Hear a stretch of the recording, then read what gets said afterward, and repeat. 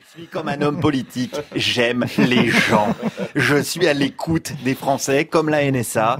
Et quand on écoute les Français, on se rend compte qu'ils disent quand même pas mal de conneries. Encore de corps, mais cette fois-ci celui des taureaux, que le matador André Villard aime transpercer de part en part. Rappelez-vous, je lui avais soumis d'autres idées ludiques. Moi, j'ai envie d'enfoncer des aiguilles à tricoter dans mon chat. Pourquoi ça serait pas autorisé? Ah non, moi je n'enfonce rien. Si vous êtes un pervers, ça vous regarde, vous irez devant les tribunaux parce que effectivement. Mais c'est la même chose. Ah, pas du tout. Pas Mais du pourquoi? tout. C'est parce qu'on parle de droit et que torturer un animal domestique c'est une chose, et tuer un taureau dans une arène, ça n'est une autre. Pourtant, c'est la même chose si j'enfonce des aiguilles à tricoter dans mon chat ou alors des cure-dents dans mon hamster. Et allez voir une corrida et regardez votre hamster et puis vous la verrez tranquillement. Bah, si je mets des petites arènes tout autour. Écoutez, on va arrêter là parce que je trouve votre interview devient ridicule. Ah, c'est dommage, un matador sans grande imagination. Moi, je m'y connais en maltraitance animale, hein, c'est vrai, c'est pas un secret, j'aime enculer les mouches, mais toujours métaphoriquement, évidemment. En réalité, je ne ferai pas de mal à une mouche, et c'est peut-être moins le cas de l'entreprise MBDA, un des leaders français dans le domaine de la conception de missiles. J'avais rencontré son chargé de communication pour lui poser une question somme toute logique. Donc, est-ce qu'on peut dire qu'au final, la guerre, c'est bien?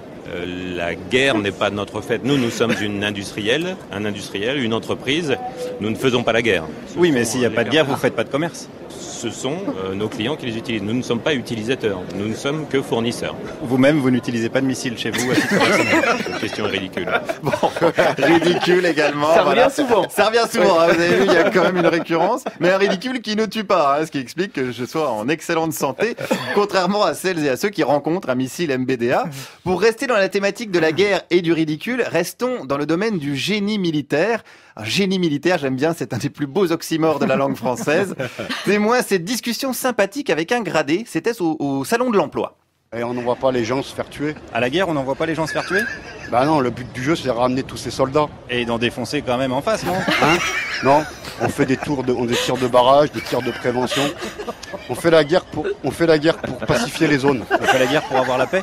Ouais, on fait la guerre pour éviter que les conflits s'étendent dans les pays européens. Oui, mais les conflits, c'est la guerre. Hein?